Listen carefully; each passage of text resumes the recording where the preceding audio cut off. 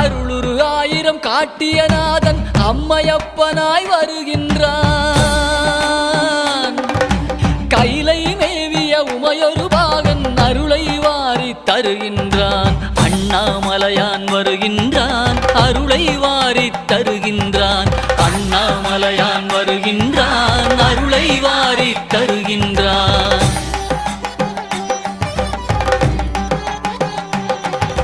குருவாய் திருப்பெருந்துறையில் அருளிய கோலம் காட்டி வருகின்றான். திருவாய் மலர்ந்து வேதம் உரைத்த திருவாசகத்தான் வருகின்றான்.